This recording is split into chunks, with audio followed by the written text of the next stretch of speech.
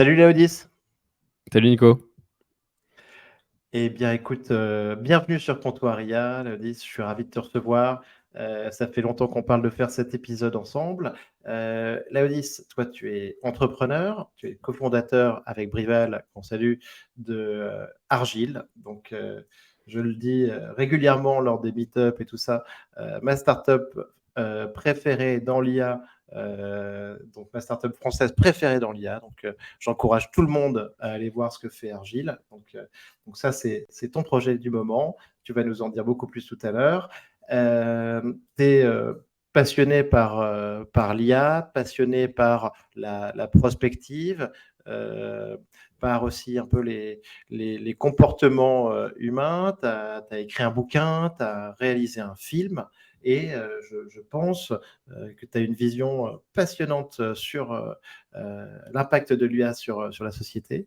J'aime beaucoup aussi tes posts LinkedIn. Je te disais, il faudrait qu'on les publie un jour ou qu'on fasse quelque chose là-dessus. Il y en a qui ont vraiment cartonné. Euh, donc écoute, super épisode.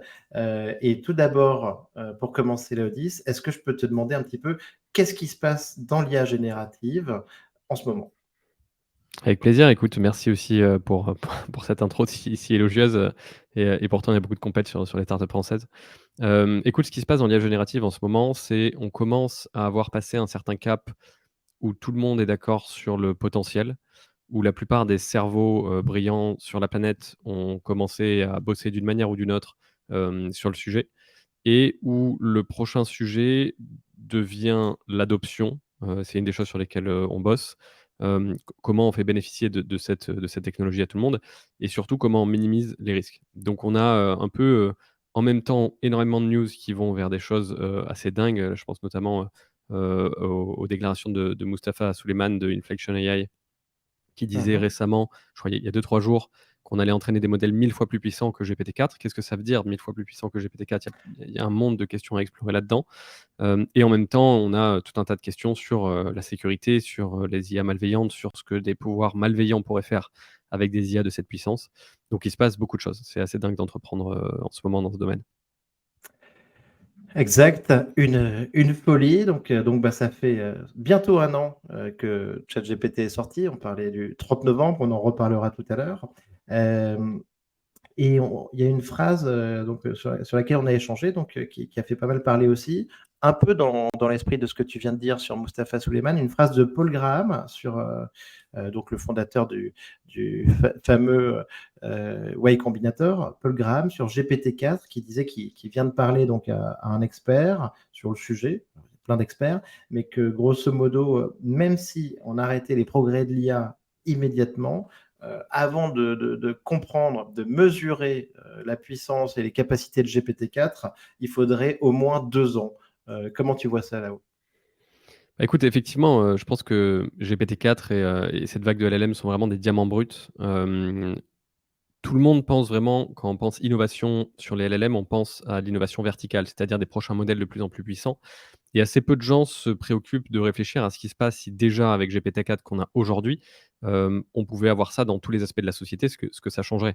Il y a beaucoup de développements horizontaux à faire sur les LLM aujourd'hui. Alors il y en a dans l'image et dans le texte, réduire les hallucinations, faire en sorte que ce soit plus qu'on ait tout simplement une meilleure expérience en leur parlant.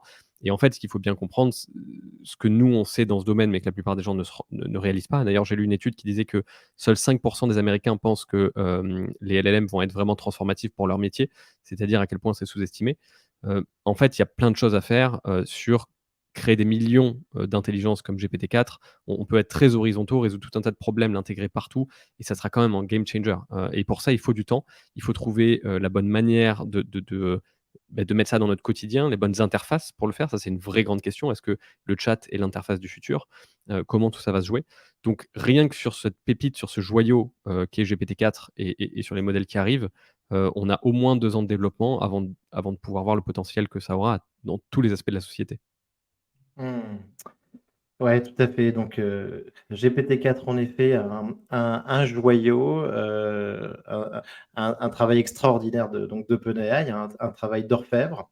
Euh, petit sujet justement là-dessus, j'en parlais, donc c'était par rapport au test de Turing, ma question traditionnelle, on a Mustapha Suleyman, donc le CEO d'Inflection, qui vient de sortir un bouquin. Il sort aujourd'hui, mardi 5 septembre 2023. Et dans ce bouquin, il propose une sorte de test de Turing post-web ou post-IA générative. Et ce qu'il propose, en fait, c'est de dire que l'IA, Edge AI, pour lui, ça arrive d'ici quelques années.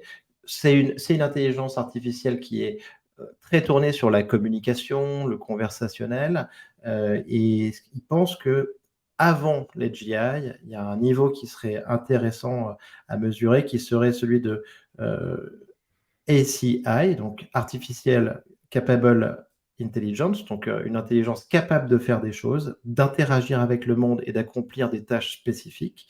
Et pour ça, en fait, il propose de mesurer le moment où, en dotant une intelligence artificielle de 100 000 $, quand est-ce qu'elle arrive à créer un business par elle-même qui va générer 1 million de dollars de revenus.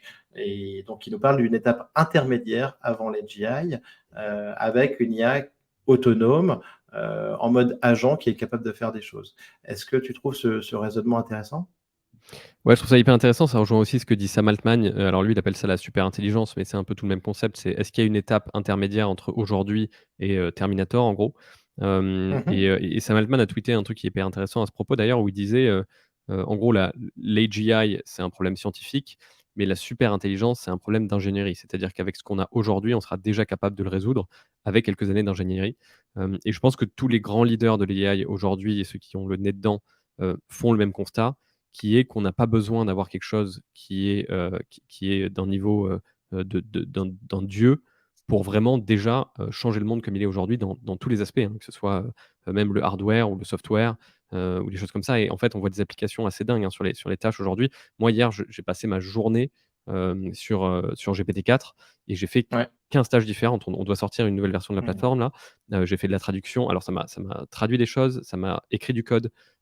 Ça m'a, créé des use cases fictifs, ça m'a écrit des articles fictifs, ça m'a réécrit des choses que j'avais faites. Enfin, en fait, 90 des tâches que j'ai faites hier qui m'auraient pris 3, 4, 5 jours, je les ai faites en 4, 5 heures et avec ChatGPT. Donc il faut vraiment voir que si, ChatGPT était meilleur qu'aujourd'hui, mais même pas besoin, mais déjà si ça l'était avant même d'avoir un niveau, incroyable, on aura déjà tous les métiers, sans exception, qui vont être impactés, sous tous leurs aspects. Je suis tout à fait d'accord avec ça, là-haut. Je pense on n'en est pas assez conscient, dans la société, en fait. Il y a plein de gens qui sont un petit peu, démunis avec une espèce de syndrome de la page blanche, devant ChatGPT, alors qu'il est censé justement résoudre, ce problème-là, et nous inspirer. Hem et par rapport à cette phrase que tu viens de citer de Sam Altman sur, les notions de de science versus, engineering, je trouve que c'est super intéressant et le problème d'engineering, en fait, je pense que donc on y arrive d'ici la fin de l'année avec, Gemini, on en parle de plus en plus, donc le LLM de Google, après Bard, qui est censé être entraîné avec une puissance de calcul 5 fois supérieure à ce qu'on a utilisé pour, GPT-4 et 20 fois supérieur donc d'ici, fin 2024. Et donc en fait là-dessus, heu, sur un problème d'engineering, c'est ce qui se passe. On a plus de GPU, on entraîne, plus.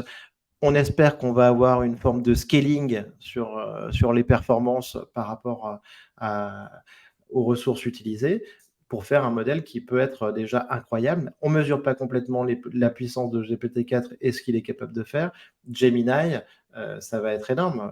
Qu'est-ce que tu en penses là-haut? Ouais, alors en plus, on a un investisseur qui est, assez haut placé chez Google, Mmh. donc j'ai essayé de Oui, grappiller un peu les infos, mais mais ils sont super énormes pour, sympathique d'ailleurs, super sympathique. Mmh. ouais, absolument. Écoute, il y a beaucoup de secrets là-dessus. Ils disent que ça va être le premier modèle multimodal. Ils disent qu'il va être nettement plus puissant que GPT-4. Encore une fois, il y a une vraie question de qu'est-ce que ça veut dire? C'est-à-dire sur quel sujet très précis, aujourd'hui, on va franchir un cap avec des modèles plus modernes. Il y a aussi une vraie question, hein, moi, je pense que c'est un des sujets qui ralentit l'adoption aujourd'hui, c'est la question de la valeur perçue. Par exemple, je lisais ce Mmh matin mh. que, Une étude aux États-Unis a montré, alors c'est un tout petit sample de chirurgiens plastiques, prendre des notes de chirurgie était passé pour eux de 7 minutes à 5 secondes avec GPT-3. C'est-à-dire qu'on est sur des ruptures sur certaines tâches, et il y en a de plus en plus, où c'est pas on gagne 5, 10, 15%, où c'est en fait la tâche devient une tâche qui était très chiante à faire devient juste inexistante, voire triviale. Et donc on peut se dire que si des modèles comme Gemini arrivent à augmenter, sans forcément aller résoudre des problèmes mathématiques ou scientifiques, dans notre, ordre de grandeur, mais juste augmenter le nombre de tâches qui passent de 10 minutes à 5 secondes, en fait, on va aller vers une escalade assez énorme dans tous les aspects. Donc moi, je pense que déjà avec Gemini, il va sortir, GPT-5, c'est sûr que Sam Altman est en train de l'entraîner. Il y a trop de compétition, en fait, à ce niveau-là. Et en fait, cette Mmh. compétition va nous sortir de plus en plus de modèles de plus en plus puissants, et en fait, ça va être la tâche de personnes comme nous, comme les entrepreneurs un peu du middle ground, Mmh. d'exploiter ce potentiel et essayer de l'amener, et de l'évangéliser à des populations plus larges. Mais c'est sûr qu'aujourd'hui, il y a un peu de monde, et la question de la valeur perçue est passionnante parce que, moi, il y a un exemple que je prends souvent, c'est, si tu payes un consultant 10 000 € pour te faire un rapport et que le lendemain, GPT-4 te sort exactement le même en 1 minute pour 10 centimes, ça casse quelque chose. On n'a pas évolué comme ça. On sait pas ça.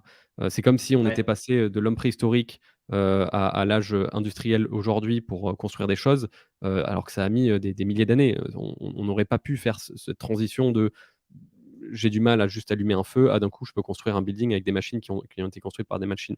On en est un peu au même stade, mais, côté intellectuel. Côté où en fait ça nous devient complètement inconcevable qu'on ait cette nouvelle intelligence qui soit effectivement au niveau des humains. Et donc du coup, Gemini d'un côté, moi me passionne, d'un autre côté m'inquiète un peu dans la mesure où encore une fois le gros enjeu ça va pas tant être Gemini, ça va être comment propager ça pour que tout le monde en bénéficie, et que ça crée pas plutôt, voilà des craintes, qui sont assez partagées aujourd'hui dans les populations. Mmh.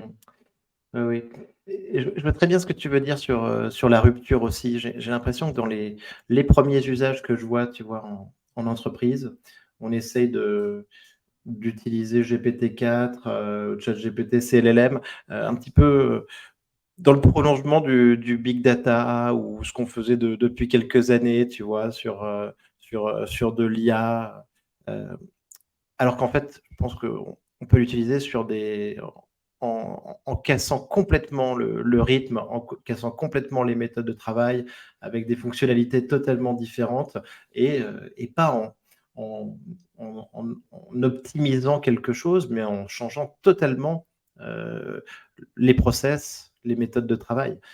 Et c'est comme ça qu'il faut avancer. Il faut tout réinventer, il faut réinventer en fait les métiers de manière générale. J'ai discuté avec un directeur innovation d'une très, très grosse boîte française récemment.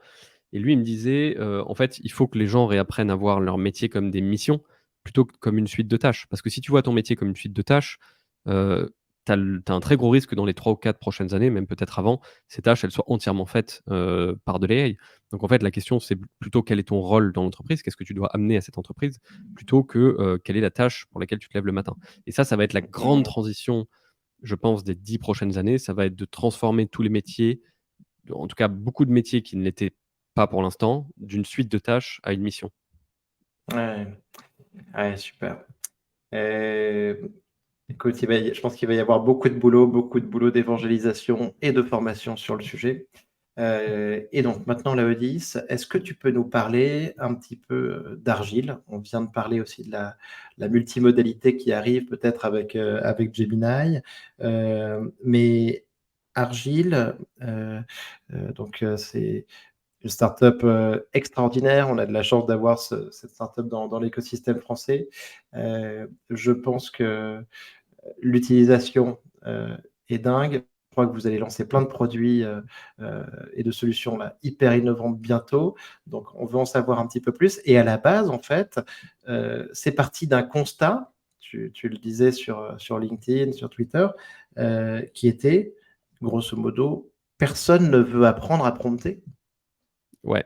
En fait, donc pour te la faire courte, pourquoi Argile? Nous, on bossait sur notre projet, avec mon associé Brivel l'année dernière. On s'est rendu compte de la puissance de l'IA texte et images en bossant sur ce projet qui n'avait rien à voir, et du coup, à la fin d'année, on a décidé, en fait, on s'est dit qu'il y avait un énorme enjeu justement d'évangélisation, d'amener l'AI, parce qu'à l'époque, en novembre-décembre, il y avait que les nerds et les devs qui pouvaient toucher à ça. On voulait l'amener, au grand public, et en fait, donc on a commencé par l'image, parce que l'image était un des sujets, tout le monde parlait de Midjourney à l'époque. Maintenant, on est en train de basculer sur le texte, je vais t'en dire un petit peu plus, après, enfin sur le texte et l'image, ce qu'on appelle la multimodalité. Mais en fait, le plus gros constat que moi je me suis fait et qu'on s'est fait, c'est le frein à l'adoption et de ChatGPT aujourd'hui et de Midjourney, c'est pas tant, une alors il y a une vraie difficulté d'utilisation, mais c'est pas tant une difficulté de rentrer dedans dans le sens où, bon, Midjourney, tu peux l'installer, tu peux installer Discord, aller sur un channel, mais c'est Mmh. surtout, une fois que tu es devant ton clavier, qu'est-ce que tu dois écrire pour avoir le résultat que tu veux? Et en fait, c'est un nouveau langage. Pour moi, c'est entièrement un nouveau langage, ce qu'on appelle le prompting. Ouais. C'est une nouvelle sémantique, c'est une nouvelle manière d'approcher les choses. Il y a beaucoup de tutoriels qui sont faits là-dessus pour comment bien setter, par exemple, ChatGPT pour qu'il prenne le rôle qui t'intéresse, et même qu'il interagisse avec toi comme tu le veux. Parce qu'en fait, on n'a pas l'habitude dans une conversation humaine, et d'ailleurs les humains ont plein de codes que les IA n'ont pas. On n'a pas l'habitude de commencer une conversation en disant: «Voilà, c'est comme tu vas avoir ce rôle dans la conversation et tu vas me parler comme ça, tu vas me poser des questions quand c'est pas clair» et cetera. C'est Bien quelque chose sûr. qui est fait implicitement. Si tu délègues du boulot, tu vois, là, on va bosser avec un freelancer, il y a une conversation avec question-réponse et cetera, et chaque côté sait à peu près où ça va. La dynamique est Mmh. vachement différente avec l'AI, texte comme image. Et en fait, nous, on s'est vite rendu compte que le problème de l'adoption, c'était comment on fait des interfaces où les gens n'ont même pas à apprendre à prompter. Donc sur le côté de l'image, on a créé un studio où en fait, tu avais juste à cliquer sur des mots-clés. Si tu voulais faire des photos de gens, par exemple, tu cliquais sur, la pose, la lumière, l'heure de la journée et cetera, et en fait, ça te faisait un prompt avec les bons settings et ça te sortait une image. Aujourd'hui, en fait, ce qu'on est en train de créer, c'est beaucoup plus puissant que ça, parce qu'en fait, toutes les leçons qu'on a eues ces 6 derniers mois, sur comment amener, l'AI à plus de gens, c'est finalement ChatGPT, il y a plein de fonctionnalités qu'ils ont qui sont assez puissantes, mais qui sont assez obscures aussi. Il y a un truc qui s'appelle Code Interpreter qui te permet de mettre des Excel ou du code et ça te sort des trucs hyper puissants. C'est bien, mais Ouais. très peu de gens savent que ça utilise hors de notre microcosme. Tu as une UI qui est pas incroyable, tu as une série de conversations, tu dois sans arrêt lui réapprendre, des choses et cetera. Donc c'est pas hyper bien organisé, et même, une question que je me posais aussi, c'est Sam Altman est venu à Paris, il y a quelqu'un qui lui a demandé, pourquoi il Mmh. se servait de GPT-4, et il a mis très longtemps avant de trouver un seul exemple de pourquoi il servait de GPT-4, et j'ai trouvé ça, enfin, pour moi, ça a été un moment transcendantal parce que il était en Bien train de faire le sûr. tour du monde pour expliquer que l'AI allait changer le monde. Il était incapable d'expliquer pourquoi il s'en servait, et en fait, pour moi, c'est un mélange justement, de toute cette notion d'apprendre à prompter et cetera, et de la manière dont on conçoit l'AI aujourd'hui. On a du mal à déléguer des tâches à quelque chose qui n'est pas humain, ou en tout cas qui n'est pas identifié dans notre esprit comme un individu qui a des compétences et des choses comme ça. Donc en fait, nous, on est en train de reprendre ce travail de fond et de se dire: «OK, on Mmh. va recréer une interface, qui va être une interface de chat multimodale», sauf qu'au centre de ça, on va mettre, ce que nous on appelle des experts. Alors, il y a aussi une vraie question, moi que je trouve qui est limitante pour l'adoption, et d'ailleurs, toi qui viens du web 3 et qui connais bien le monde de la crypto et cetera et de la blockchain, Mmh. pour moi la sémantique, c'est toujours un sujet ultra important si tu veux passer le plafond de verre des 5 à 10 d'early adopters. Bien Et donc sûr. tu vois typiquement, nous il y a quelques mois sur notre plateforme, tu entraînais des modèles, on parlait d'agents, on parlait de prompting. Aujourd'hui, en fait, on est en train de faire une plateforme où tu vas créer des experts. Un expert, c'est quoi? C'est une personne qui a une personne, alors virtuelle, mais qui a un rôle, qui a un métier que tu Ouais. peux lui donner, un directeur marketing, analyste, peu importe, et tu vas lui attacher des compétences. Et là aussi, on reprend une idée qui existe déjà finalement, Mmh. sur ChatGPT, les plugins quelque part, c'est des compétences. Si tu vois, browser un catalogue Amazon, comprendre ce qu'il y a sur une image, de côté une vidéo, tout ça, c'est des compétences. Mais le problème, c'est que ça n'est pas organisé de manière à ce que tu puisses immédiatement le comprendre. Je vais te donner un très bon exemple. Si tu voulais utiliser ChatGPT pour t'aider à organiser un voyage, par exemple, hem c'est pas naturel de te dire: «Bon, je vais activer le plugin booking.com, le plugin Expedia et le plugin, je sais Ouais. pas, Evaneos, et Bien sûr. peut-être qu'il y en a un qui va m'organiser», voilà. Nous, on est en train de dire: «Bah, écoute, si tu fais un agent, travel planner sur notre plateforme, tu vas lui donner des compétences de réserver un billet d'avion, chercher des hôtels et te faire un planning», tu vois? Et en fait, du coup, c'est beaucoup plus naturel de compartimenter ça dans ton cerveau, et donc en fait, on est en train de construire une plateforme qui est un peu une extension qui est complètement d'ailleurs une extension de ce qu'on a déjà fait pour l'image et ce qu'on a fait sur tout un tas de choses sur l'automatisation, où tu vas pouvoir créer tes agents, et où tu vas pouvoir leur attribuer des compétences, et ça peut être, lire et comprendre un fichier Excel, lire et comprendre, un fichier PDF, résumer une vidéo, browser un site web, te sortir des graphes et faire ces choses-là, mais de manière orchestrée et organisée. Et nous, ce qu'on veut, c'est vraiment aller amener ça en évangéliser ça en amenant ça aux entreprises en leur disant: «Regardez, vous aimez pas ChatGPT, c'est conçu, vos équipes ne l'aiment pas, mais là, on vous donne une plateforme où vous avez des experts que vous pouvez créer, peut-être une personne dans la boîte qui est très calée là-dedans et le reste de votre boîte va interagir quasiment avec son nouveau, stagiaire comptable virtuel, sauf qu'il a Bien le sûr. niveau, d'un comptable qui donnerait des cours à Harvard. Et idem pour le marketing et idem pour écrire dans ton style et idem pour te faire des analyses assez poussées. Et en fait, on veut aller assez loin là-dedans. Mais l'idée d'abord, c'est de commencer à créer une vraie démarche d'adoption en comprenant Ouais. beaucoup mieux les interfaces, tu vois? Et il y a plein de problèmes à résoudre de ChatGPT. Écoute, je trouve ça très, très smart.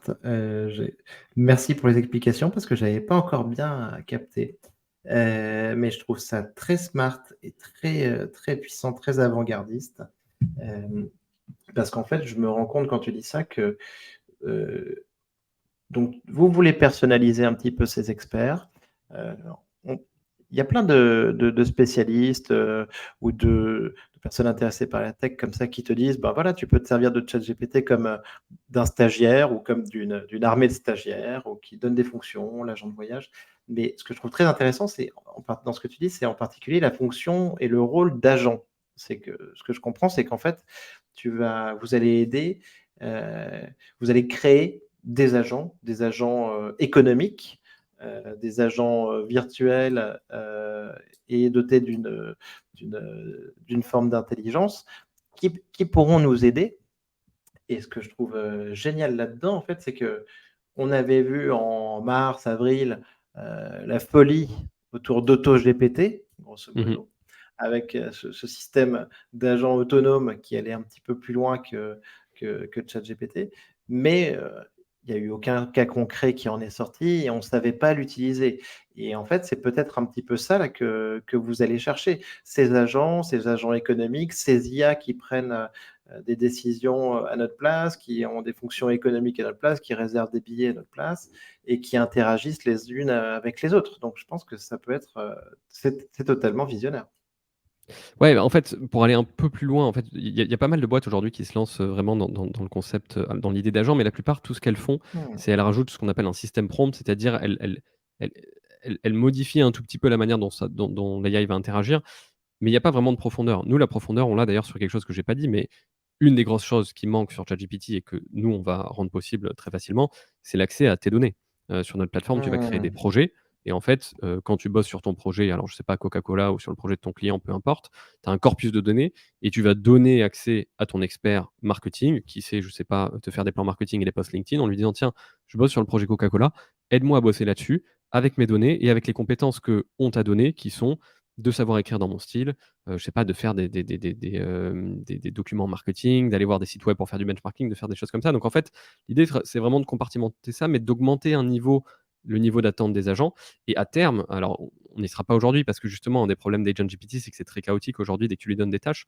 Mais à terme, l'idée Ouais. c'est bien sûr dans quelques années de pouvoir avoir un agent qui est complètement autonome, de lui donner un email et d'avoir un agent qui t'écrit un email le matin, ton comptable AI qui t'écrit un email le matin en te posant une question comme une personne normale et ou même d'avoir d'autres choses. C'est-à-dire, toi, je reçois un email de toi, je le forward à mon agent, je sais pas, qui écrit les mails à ma place et puis il me fait une réponse automatique. Donc en fait, on commence à rentrer dans de l'automatisation et de la tâche. Et nous, un sujet qui nous intéresse particulièrement, c'est comment amener ça à des boîtes. Il y a plein de gens qui prennent l'angle vraiment personal AI, l'angle Jarvis, que je trouve hyper sexy, hein, j'ai hâte d'en tester, Mmh. plein, des sujets comme ça.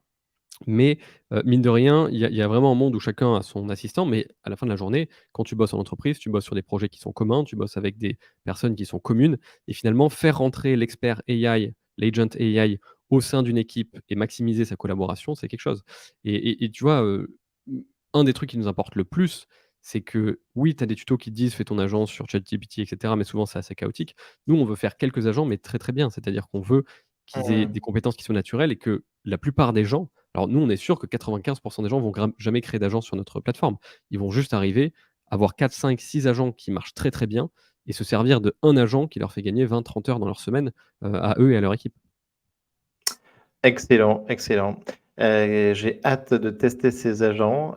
Ces agents, ils vont être incarnés, ils vont avoir un nom grosso modo, ils seront identifiables, anthropomorphisés quoi, enfin Ouais, bah, tu me connais, moi j'ai une vision, j'adore la la psychologie comportementale et je pense que justement, c'est une des choses que je reproche, alors que je reproche le plus, je reproche rien, mais une des raisons pour lesquelles je pense que les gens n'utilisent pas tant ChatGPT, c'est parce que finalement, comme je disais, on n'a pas le réflexe de déléguer des tâches à un dieu tout puissant. On délègue des tâches à Mmh. quelqu'un qui a un prénom, qui, heu, qui a même une humeur ou une manière de se comporter et du coup, cet aspect-là est assez important pour nous. Il faut que, Ouais. ils vont ton agent va avoir, alors on n'est pas les seuls à faire ça évidemment, mais il y a plein de gens qui commencent à comprendre ça, mais un petit avatar, un ton de parole, tu vas pouvoir lui demander d'être plus didactique, moins didactique selon les sujets, tu vois? Si c'est un sujet que tu maîtrises bien, tu vas lui dire: «On rentre dans le dur». Si c'est un sujet que tu maîtrises pas, tu vas lui dire: «Écoute, sois didactique avec moi» et nous, tout le travail qu'on doit faire en dessous de prompt engineering, c'est que quand tu dis à l'agent soit didactique, nous on sache comment il doit te parler pour pas te dépasser. Tu vois? Typiquement, un truc que je vois tout le temps sur ChatGPT, moi qui me dérange énormément dans mon usage,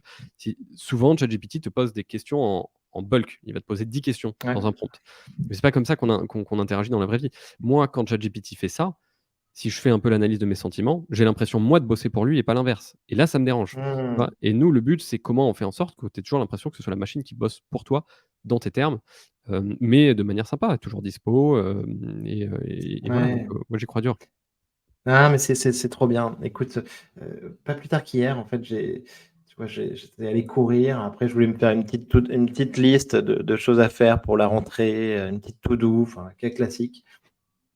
Et tu vois, c'est vrai que j'utilisais donc, j'essaie d'utiliser pas mal l'application, iPhone ChatGPT.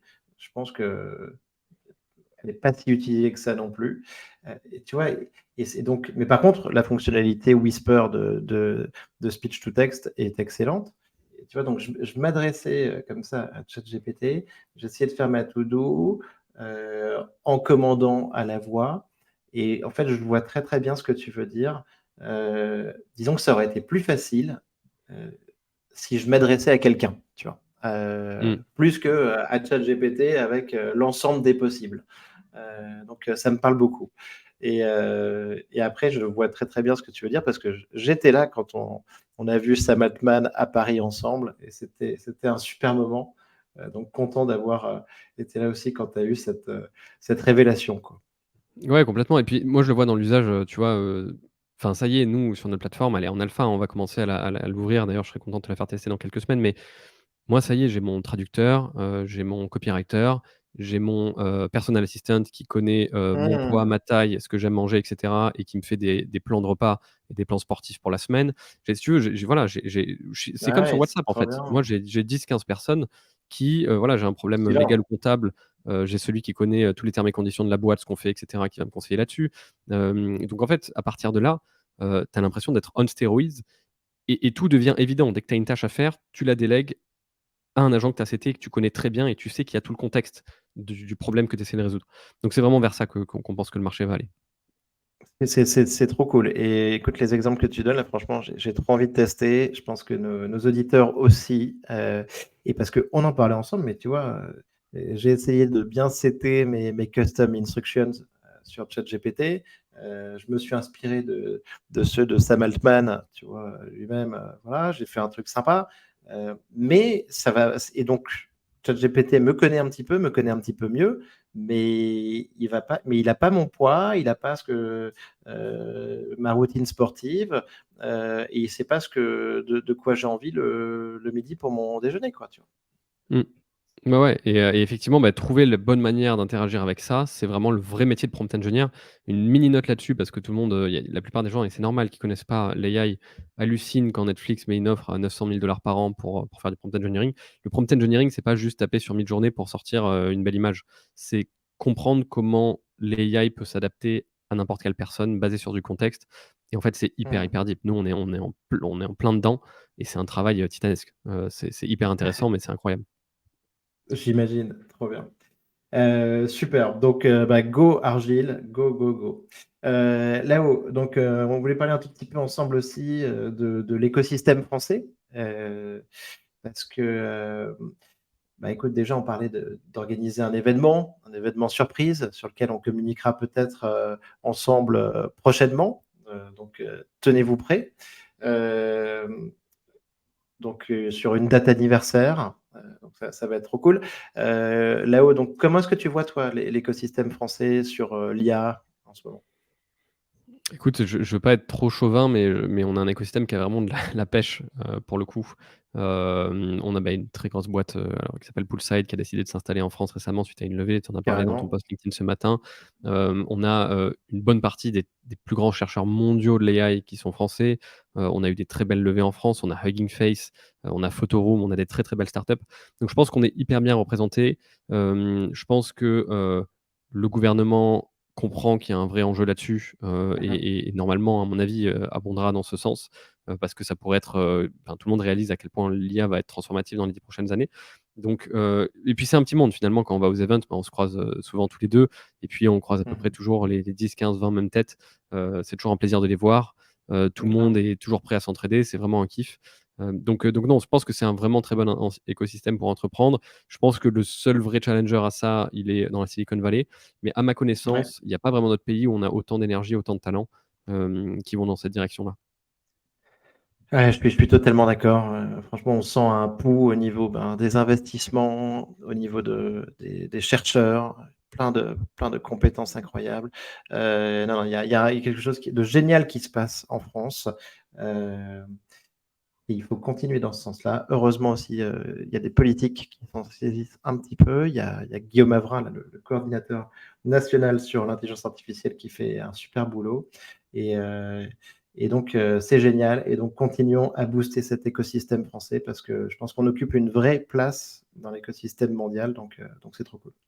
Complètement et bravo à toi, pour tout ce que tu fais aussi, hein, pour tes events qui cartonnent, qui sont de plus en plus pleins, je pense que tu as un rôle assez central là-dedans et ça c'est vraiment cool pour le futur.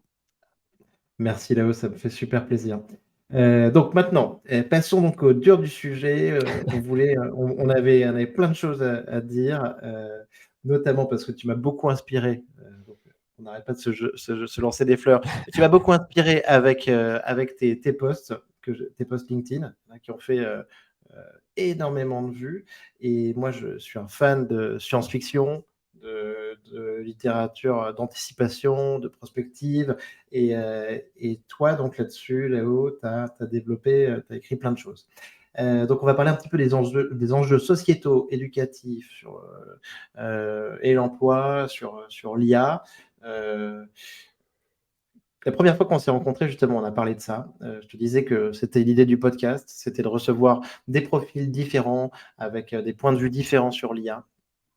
Pour comprendre un petit peu mieux, ce qui se passait et tu m'as dit, que selon toi, j'avais raison de faire ça parce on ne pouvait pas, vu l'importance de la révolution, se limiter à quelques aspects techniques, ou scientifiques, heu et je pense qu'on pense la même chose là-dessus. Donc un sujet déjà peut-être important, je trouve qu'on s'interdit quasiment de parler de la relation amoureuse avec l'IA. Pourtant, il se passe des trucs de dingue. Il y a Replika, il y a une application Replika, donc qui permet de discuter et d'échanger avec, des IA, d'avoir une relation, amoureuse avec elle. Il y a Blush qui permet de faire la même chose aussi avec, une forme de Tinder, mais donc on ne swipe pas des profils, mais des IA et on peut échanger avec elles.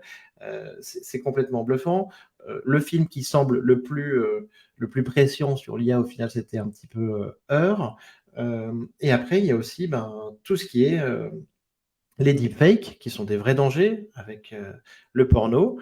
Euh, et, euh, et ces sujets-là, écoute, je trouve en tout cas dans la presse technologique, dans les magazines de société, tout ça, je trouve qu'on n'en parle quasiment pas, comme si c'était un tabou et un truc interdit, alors que pour moi, ce sont des cas hyper importants qui vont tout changer. Est-ce que tu peux nous donner un peu ta vision là-haut sur donc heu, la relation Tinder? Je sais que tu as fait un post sur ce sujet, mais aussi, les deepfakes et les dangers, à l'heure de l'IA. Ouais, absolument. Écoute, ce qui est intéressant avec les 3 premières décennies du 21e siècle, c'est qu'il y a beaucoup, beaucoup de choses qui convergent.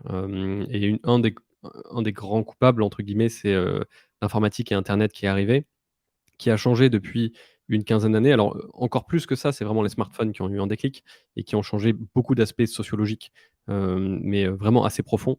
Effectivement, l'article, alors que je vais publier cette semaine, je t'ai envoyé un draft, mais que j'ai écrit sur ma newsletter sur Tinder et les dangers de Tinder parle de ça.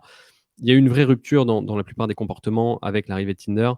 Tinder a fait renaître des comportements assez, en fait, archaïques, voire primitifs, dans le fait où finalement c'est devenu plus facile que jamais d'être, très polygame, de monopoliser, alors il y a une très grande inégalité aussi sur Tinder, il y a vraiment une toute petite partie, surtout alors des hommes, qui se partagent la plupart des femmes, qui ont la possibilité d'être extrêmement toxiques sans conséquence, ce qui, pendant des millénaires, la société et les religions se sont grandement construites pour qu'il y ait des conséquences, à ne pas honorer, ses obligations dans un couple, et surtout à essayer de créer, voilà, des couples qui vont faire des enfants, qui vont les élever, qui vont avoir des responsabilités. On est en train de briser tout ça à une très, très grande vitesse. Depuis l'arrivée des smartphones, Mmh. il y a tout un tas de chiffres qui vont dans ce sens-là. Il y a de plus en plus de gens qui disent qu'ils veulent être célibataires, de moins en moins de gens qui veulent, des enfants. C'est aussi, lié avec le climat. Donc finalement, on va vers un monde où, à moins que la pente s'inverse, mais, étant un grand observateur de l'humain, je crois que les causes ne s'inversent quasiment jamais sans crise majeure. Hem, on va vers un monde où il y a de moins en moins de rencontres dans la vraie vie, où les gens sont de Mmh. plus en plus mal à l'aise à se croiser dans la vraie vie, la drague est de plus en plus mal vue et cetera, où il y a de moins en moins de gens qui vont faire des enfants. On passe de plus en plus de temps sur des écrans. Hem, je j'ai une vraie hypothèse sur l'AI, c'est que si elle ne détruit pas autant de jobs que ce qu'on pense, elle va au moins libérer autant de temps sur nos journées et la question c'est Mmh. aujourd'hui, qu'est-ce qu'on fait du temps quand il se libère? Depuis 20 ou 30 ans, on a la réponse. Quand notre temps, de manière globale, se libère, on le passe sur des écrans. Donc en fait, tout ça converge à très grande vitesse, dans les 5 à 10 prochaines années, sur, un constat où en fait, on passe de plus en plus de temps sur des mondes virtuels. C'est de plus en plus facile de répliquer des humains dans des mondes virtuels dans tous les aspects et comme tu l'as dit, autant sur les aspects émotionnels, mais aussi sur les aspects sexuels. J'ai Mmh. vu 2-3 projets passer sur du porn AI et j'étais Mmh. bluffé de la qualité. En fait, ils vont quasiment plus vite que les modèles, traditionnels. On entend parler de mi-journée et des choses comme ça, mais finalement les Mmh. modèles de porno, je regardais récemment les stats de OnlyFans, c'est absolument dingue. Donc en fait, je pense qu'on va vers une rupture totale de la manière dont on opère les relations interpersonnelles, entre amis, mais surtout entre, dans les couples. Et vu que les couples sont, la raison, qui nous permet de faire des enfants en général, ça pose énormément de questions. Qu'est-ce qui se passe si on a Ouais. un gros problème de fécondité? Qu'est-ce qu'on se passe si on a une population vieillissante? Est-ce qu'on sera plus ou moins heureux si on est avec des partenaires digitaux? On pourrait imaginer que de manière générale, si tout le monde était avec une IA qui est toujours disponible, qui sait exactement s'adapter à nos émotions et cetera, on serait peut-être plus heureux de manière globale, mais qu'est-ce que ça impliquerait pour la survie de l'espèce? Et du coup, on va très vite sur plein de questions qui sont: comment on fait des enfants? On sait aujourd'hui que ça ne sera pas impossible de faire des enfants de manière entièrement artificielle, avec des utérus artificiels. On sait aujourd'hui que ça ne sera pas impossible de faire de l'eugénisme comme dans le meilleur des mondes. Et donc voilà, donc je pense qu'il y a un exercice à dresser, il y a une hypothèse en tout cas, qui est, que ce chemin-là est loin d'être impossible et que beaucoup de choses y convergent beaucoup plus vite que ce qu'on croit. Et donc moi, c'est un sujet effectivement qui me passionne parce que ça pourrait arriver beaucoup plus vite que les 10-15-20-50 000 ans, d'évolution qu'on a eu, récemment, et vraiment tout chambouler, sur, même la chimie de notre cerveau. Ça va être un changement, tectonique, là-dessus, tu dans un de tes posts, il y a une phrase que je trouvais, intéressante, c'est, tu disais, bon, par exemple, «Je me réveille, tiens, j'ai un message, ah, je suis content, c'est une IA qui me parle». Heu, est-ce que pour toi, là-haut, il est possible, à court terme, qu'on soit qu'on soit plus content d'échanger avec une IA qu'avec, un être humain, que ce soit donc, dans une relation, day to day, ou, dans une relation, amoureuse? Alors pour moi, c'est non seulement sûr, mais même inévitable. La question, c'est le délai. J'ai eu le débat récemment avec mon équipe sur, à quelle période on va voir que les personnes qui décrochent aux hotlines de suicide seront des IA plutôt que des humains. Hem, ça ne fait aucun doute aujourd'hui que d'ici quelques années, les IA seront beaucoup plus fortes pour comprendre en une fraction de seconde comment s'adresser à quelqu'un pour le manipuler dans un sens ou dans l'autre. D'ailleurs, ça mène aussi la question des dangers de l'AI sur d'autres aspects. Mais les diagnostics, à mon avis, de maladies graves seront faits dans quelques années par soit des IA, soit des médecins assistés par IA qui leur disent quoi faire. Et idem pour parler au téléphone sur des sujets graves, et cetera. Je pense qu'il y aura personne meilleur qu'une IA qui sera capable de dissuader quelqu'un de se suicider ou de pousser quelqu'un au suicide, par ailleurs. Et je pense que il va forcément y avoir une période, alors j'en parlais aussi à ma copine sur l'aspect, self-driving cars, quand est-ce que la conduite par humain sera interdite? Et il y a forcément une Ouais. période où tu vas avoir plein de gens qui vont douter et plein de gens qui vont se dire que c'est bien, mais les chiffres, à un moment donné, vont parler d'eux-mêmes et à un moment donné, ça sera absolument impensable de justifier, continuer à laisser 10, 20, 50, 100 000 morts par an sur les routes, si on peut les faire passer ce chiffre à littéralement 0 en une décision politique. Et ça sera la même chose pour, pour le ressentiment ou le sentiment qu'ont les gens quand ils interagissent avec des IA. Donc je pense que oui, c'est inévitable que dans quelques années, on préférera, parler à des IA pour certains, voire peut-être tous les sujets, mais ça, encore une fois, ça pose une vraie question sur notre nature et sur nos relations interpersonnelles. Ça serait quand même terrifiant que ça nous devienne désagréable d'avoir à interagir à des humains. Et en même temps, quand tu regardes aujourd'hui, appelle la hotline de EDF pour changer ton compteur électrique. Ouais. Aujourd'hui déjà, c'est bête. Alors je prends cet exemple, j'ai rien contre EDF, mais j'ai eu une très mauvaise expérience avec eux récemment. J'aurais 1000 fois préféré, dès aujourd'hui, parler à une AI. Ça fait pas le moins Ouais. d'un doute. Donc c'est déjà le cas aujourd'hui sur pas mal d'interactions. Et ça va arriver vite. Ouais, non, c'est sûr, ça va arriver très vite. Hem, Juste avant l'été, on avait vu, une démo de Air.ai, donc Ouais, un c'était bien. commercial, une IA commerciale, qui donc qui vendait donc qui vendait des voitures, donc qui en l'occurrence, vendait une Tesla et donc organisait la prise de rendez-vous avec un Américain qui, je pense, habitait au Texas et donc et menait une conversation peut-être de 10 minutes, et c'était, totalement bluffant. Le ton était très bon, il y avait pas trop de latence, et ça permettait vraiment de se projeter sur un cas réel et ce qu'il y a, c'est que quand on a quelque chose comme ça qui est fonctionnel, bah, ce truc-là, il fonctionne, potentiellement à grande échelle, 24 heures sur 24, 7 jours sur 7, sans pause et avec des centaines de millions d'appels, Exactement. Ce point-là, il en est très permanence. important. Un Mmh. humain ne peut appeler qu'une seule personne à la fois. Une AI peut appeler 1 million de gens à la fois si elle est intéressée. Donc sur les questions de scale, ça va être, incroyable. La même chose va arriver sur les scams. Aujourd'hui, quelqu'un qui essaie de t'arnaquer, il est quand même mine de rien obligé, alors il va programmer des bots et cetera, mais de manière générale, il doit faire quand même pas mal de travail pour que ça fonctionne. Une AI pourra arnaquer 1 million de gens par heure sans aucun problème. C'est ce qu'on voyait en fait, dans le film Her. Alors je ne veux pas spoiler, mais c'est vrai que Scarlett Johansson, je pense, avait des conversations non pas seulement avec le personnage que joue Joaquin Phoenix, mais plusieurs millions de personnes, en même temps. Donc ça va être un effet, très puissant.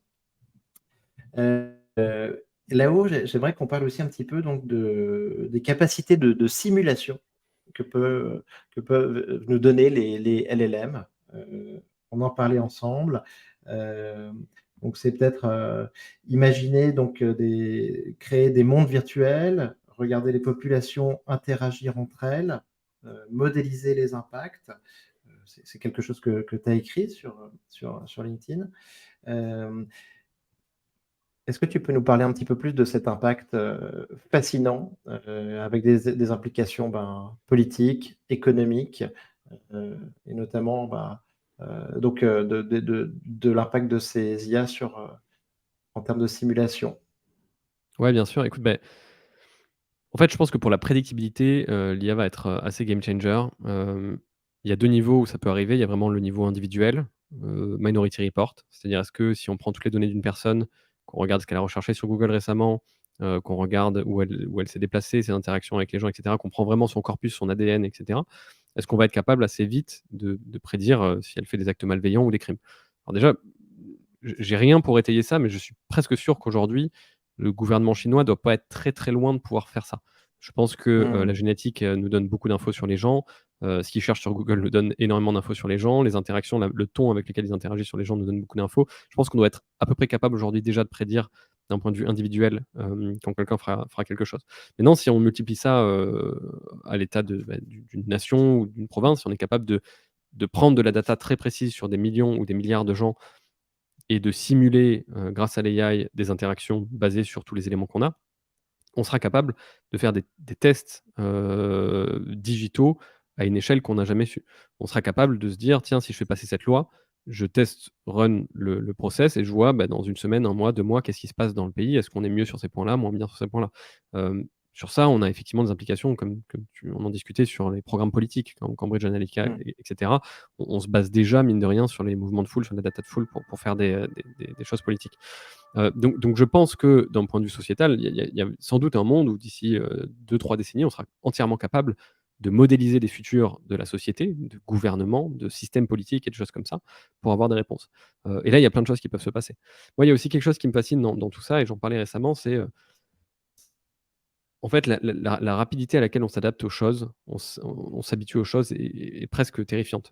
Je disais à ma copine l'autre jour, et peut-être que je me trompe, mais peut-être que le dernier cas de cancer, la dernière personne soignée du cancer, ça sera pas une headline, mais ça sera, tu Mmh. sais, le petit truc que tu as en bout de page 3, avec un mini titre, «Ah, la dernière personne a été soignée du cancer», parce que progressivement, on aura résolu le problème et finalement, le jour où ça arrive, ben, on sera déjà fait à l'idée que de toute façon, c'était plus un problème. C'est le cas pour le sida, par exemple. Mmh. Aujourd'hui, le sida tue presque plus personne. Il y a pas eu un Ouais. jour une big news où tout le monde s'est levé le matin, allumé TF1 et il y avait écrit: «Le sida est résolu». Par contre, c'est très possible que dans 4, 5, 10 ans, ça ait complètement disparu, mais il y aura pas eu ce choc-là et en fait, je pense que sur toutes les technologies de rupture, c'est possible et presque un peu inquiétant que ça se passe comme ça.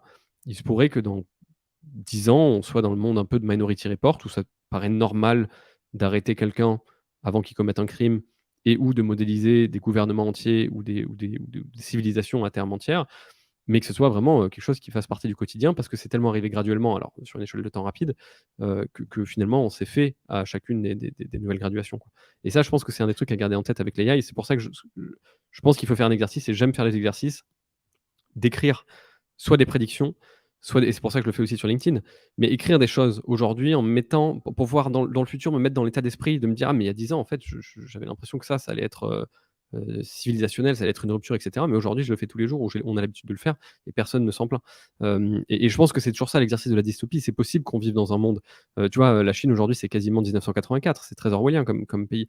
Donc c'est possible que ça arrive sans que même personne se rende compte que finalement tous les livres, du XXe siècle sont devenus des prophéties. Bien sûr.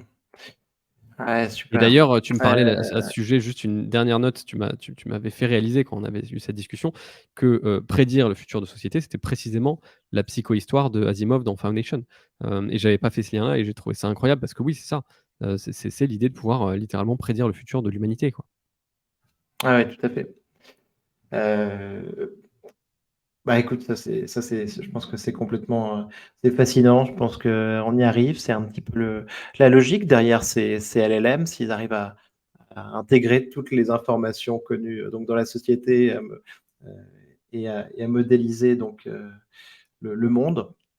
Heu, J'aime bien ce que tu dis sur, le fait qu'on ne se rende pas compte des changements, notamment sur par exemple, le sida ou sur, ces grands changements sociétaux en fait. Ce qu'il y a, c'est qu'en amont, on attend ça. Il y a Ça me fait penser à une nouvelle de Frédéric Beigbeder, dans son recueil, je crois, Nouvelles sous ecstasy. Il y en a une où c'est le vaccin contre le sida a été découvert et grosso modo, bon ben, en fait, il se promène, dans la rue et il tombe sur une société, hyper, libérée, grosso modo, il va de rencontre en rencontre dans sa journée. Simplement, il a pas lu le journal, il a pas regardé ce qui se passait et il y a ce vaccin qui est apparu. Donc là, c'est vraiment sur un jour en particulier, il y a un avant et un après. Et en fait, donc et on attend ça à chaque fois de manière systématique. On attend, ce vaccin-là, on attend le vaccin contre le covid, mais en fait, en vrai, ça se passe jamais comme ça et je pense qu'on est complètement dans cette direction. Regarde la couche d'ozone aussi, c'est un bon exemple. Quand on Bien était jeunes, sûr. on pensait tous qu'on allait mourir dans 20 ans de la couche d'ozone et finalement le problème s'est résolu et ouais, il n'y a pas eu une headline un matin qui disait ça. Si je peux conseiller un livre, qui est un sujet un peu connexe, c'est Longitude. Alors je me souviens plus du nom de l'auteur, mais en fait, en gros, à une époque où la navigation, alors je crois que c'était au XVIe siècle, si je dis pas de bêtises, XVIIe siècle, il y a une époque où en fait, on avait vraiment résolu très facilement le problème de latitude. C'était très facile quand on naviguait sur les mers de connaître notre latitude, mais notre longitude était un immense problème. Ça nécessitait, des notions d'horlogerie, ça nécessitait de pouvoir comparer 2 heures et cetera. Et en fait, pendant un siècle, ça a été vraiment le plus gros problème scientifique. Et en fait, c'est un bouquin très court, hein, qui fait 150 pages et qui parle de la personne qui a finalement résolu ce problème. Mais à tel point qu'il y a, la flotte britannique avait perdu 4000 hommes juste parce qu'ils s'étaient plantés de 50 kilomètres et de nuit, tu vois, tu as leur entière flotte, leur entière armée qui a coulé, quoi. Donc c'était un problème majeur. Ils ont créé une fondation qui devait récompenser des millions d'euros, dans l'argent d'aujourd'hui, la personne qui allait résoudre ce problème. Et finalement, ça s'est étendu sur une période de 40 à 50 ans. On a trouvé des solutions de plus en plus graduelles. Il y a une première personne qui a résolu un 1er gros problème, mais ils n'ont pas voulu l'adopter. Et finalement, et à la fin de la journée, tu comprends dans ce bouquin qu'à la fin, ils lui ont donné son argent, mais ça a pas fait de vagues et tout le monde s'en foutait parce que le problème était plus ou moins résolu. Alors que quand ce mec-là a grandi, c'était vraiment, ouais, le plus gros problème de l'humanité qu'il fallait résoudre. C'était vraiment un truc immense. Et moi, tout ce genre de choses, ça me fait toujours, ça me met toujours dans un état d'esprit un peu comme ça, où je me dis: «Ah ouais, en fait, il y a des problèmes immenses qu'on a aujourd'hui et peut-être que, voilà, il y aura une petite news un jour, dans un encart, en bas d'un journal, quoi». Mmh. Ouais, super. Je voudrais aborder un point aussi. Moi, j'ai vu quelques projets. On voit ça sur Twitter un petit peu avec des créateurs de contenu assez talentueux. Et toi, t'en parlais aussi. C'est grosso modo la capacité, et je pense qu'on va voir ça pour moi, dans les 18 mois qui viennent, et on l'a déjà commencé à le voir, c'est grosso modo des personnes isolées, un ado dans sa chambre, un petit génie une fois de temps en temps, qui peut faire créer des projets incroyables en utilisant donc ces IA génératives, qu'elles soient de texte, de photos, de vidéos multimodales ou les agents que vous créez avec Argile. Ce dont je veux parler, c'est l'empowerment, tu vois, le développement des capacités d'une personne seule avec l'IA générative. Tu parlais de ton film que tu as réalisé. Et tu disais que, grosso modo, ben, aujourd'hui, par rapport à il y a quelques années, on pouvait aller beaucoup, beaucoup plus loin, avec beaucoup moins de moyens et en étant un petit peu tout seul, quoi. Ouais, bah, écoute, bon, moi, c'est un film très amateur, hein, il est pas encore sorti, mais ça reste vraiment un side project, que j'ai fait sans aucune, sans grande ambition, mais vraiment pour essayer de comprendre, comment faire, voilà, cette nouvel exercice artistique. Mais je sais qu'avec les peut-être 10 000 à 15 000 € que j'ai mis dedans, si j'avais dû faire ça il y a 10 ans, ça m'aurait coûté au minimum plusieurs centaines de milliers d'euros, voire peut-être des millions, parce qu'aujourd'hui, le matériel est beaucoup plus accessible, on peut faire beaucoup plus de choses en pré-prod, prod, post-prod. Et en fait, on augmente d'un degré ça avec l'AI générative aujourd'hui. Alors j'attends de plus en plus, enfin, on voit Runway qui progresse dans la vidéo, on voit l'image qui Mmh. devient de plus en plus dingue. Le multimodal va sûrement débloquer des choses comme ça. Là, il y a une semaine, il y a quelqu'un un ingénieur sur Twitter qui tout seul a fait un bot, sur Twitch où tu pouvais, faire parler Macron, avec, Ouais. la voix et cetera en live. Bon, ça fait rire beaucoup de gens, mais mine de rien, ça veut dire qu'aujourd'hui faire des choses comme ça, c'est accessible par une personne qui est seule. Et il y a quelque chose que j'aime beaucoup aussi dans l'AI, c'est qu'il y a un alignement horizontal, tu vois? Hem, Ouais. qui peut faire peur quand tu as certaines compétences. Moi, par exemple, j'adore écrire. Quelque part, ça me fait un peu peur de me dire que bientôt, n'importe qui a passé 0 heure de sa vie à s'entraîner à écrire, pourra sans doute écrire à peu près aussi bien que moi. Et je pense que c'est aussi flippant pour un designer qui a passé des années à, master son design, que moi, sans doute, dans quelques mois, je serai capable avec un prompt très simple de générer ce que lui, ça lui aurait pris 3 semaines à faire, pixel perfect. Donc en fait, il y a un peu cet aspect d'alignement horizontal des compétences qui fait que d'un coup, dans quelques années, tout le monde pourra faire une vidéo très facilement. Il y a les deepfakes avec HeyJane. Bah, tu vois, c'est pareil, l'exercice qu'on est en train de faire là.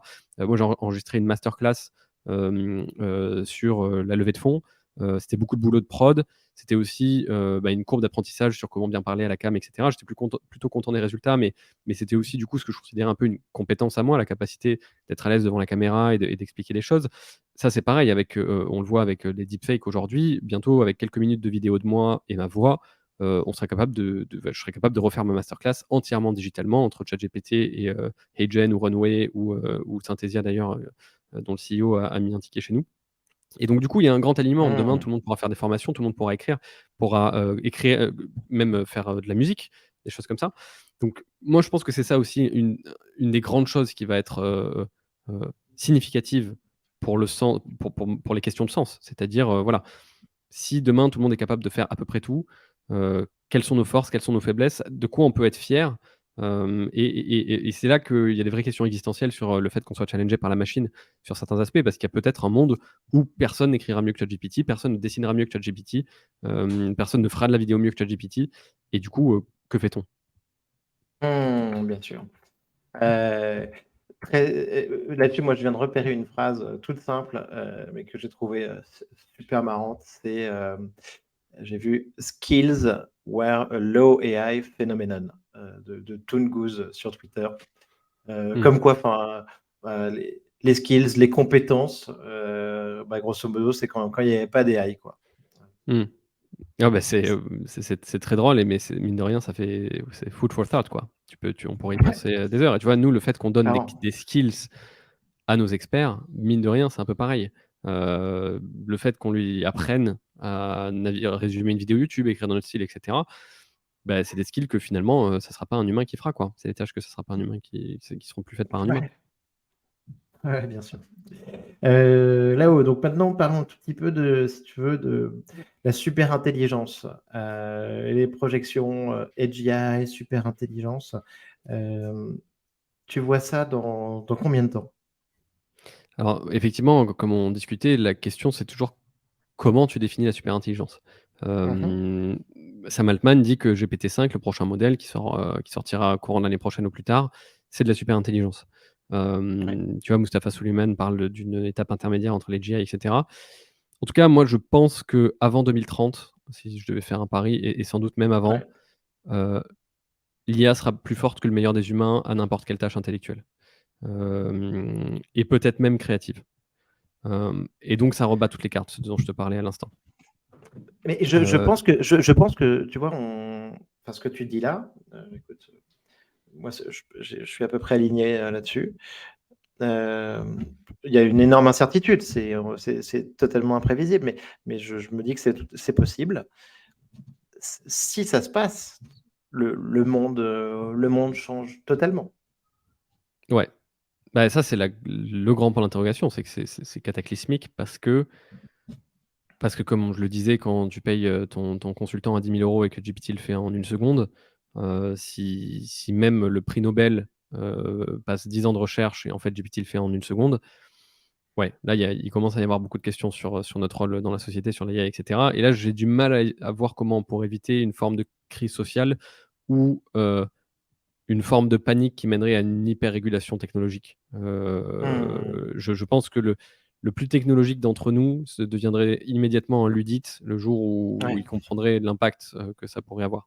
Donc en fait, moi, je transmets toujours les enjeux technologiques en enjeux sociétaux. Et c'est aussi pour la même raison, mine de rien, que je suis optimiste. J'avais la discussion récemment avec quelqu'un qui était très surpris par ça. Je suis super optimiste sur la question climatique, par exemple. Mmh. Je suis j'ai une très grande confiance que si la science devient exponentielle dans les 10 à 15 prochaines années, on va trouver des solutions révolutionnaires, que ce soit sur l'alimentation, sur tous les aspects qui pourraient être problématiques dans une crise climatique. Hem, Par contre, je suis beaucoup plus, alors je vais pas dire pessimiste, mais je me pose beaucoup plus de questions sur l'aspect sociétal et individuel, sur l'aspect du sens, sur à quoi sert, une communauté, une nation, un métier, une monnaie, Mmh dans un mh. monde où effectivement tout ça est complètement dépassé et en fait, il y a un aspect accélératif, c'est-à-dire que si la super intelligence nous accélère la découverte, par exemple, de l'ordinateur quantique, et des choses comme ça, bah, du coup, même certaines couches qu'on pensait un peu safe deviennent complètement obsolètes et il faut réinventer entièrement, la manière d'interagir dans une société, quoi. Mmh. Eh bien, écoute, on va pas s'ennuyer sur les prochaines années, en tout cas, là-haut. Et donc, pour finir et être pile dans notre format, je pense qu'on est d'accord. Comme tu l'as dit, on vit une des périodes les plus fascinantes et terrifiantes de l'espèce humaine. Et est-ce que tu aurais donc un livre ou un film de science-fiction à nous recommander? Écoute, non, écoute, je pense que Foundation, je voulais me remettre sur Foundation d'Asimov. En fait, je pense que mine de rien, les travaux d'Asimov sont les plus significatifs pour ce qu'on a fait entre les robots et Foundation, parce que c'est 2 des très grandes caractéristiques de ce qui pourrait se passer dans le futur. Bien Le premier sûr. aspect vraiment d'une civilisation interplanétaire, on a un niveau, technologique, incroyable et le deuxième qui est vraiment comment on interagit avec les robots. Alors non, je sais ce que je vais conseiller, très inhabituel à mon avis dans ton cas. Je vais conseiller un jeu vidéo qui n'en est pas Ouais. vraiment un dans le sens où les gens s'imaginent un jeu vidéo, qui s'appelle Detroit Become Human.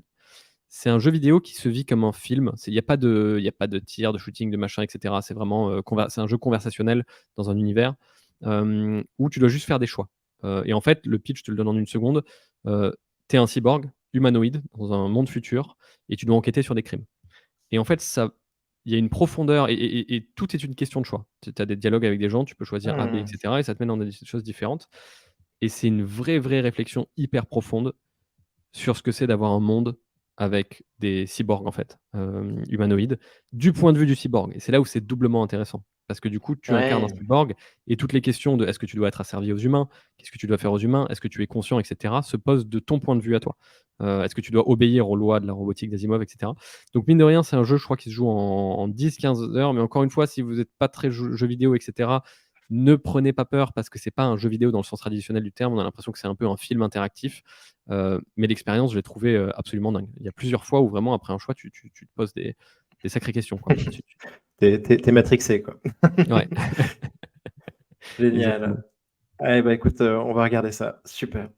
Merci beaucoup Lao, c'était trop cool d'échanger avec toi et on va suivre de très près Argile aussi. Merci à toi, Nico. À bientôt. Merci, à très bientôt. Salut.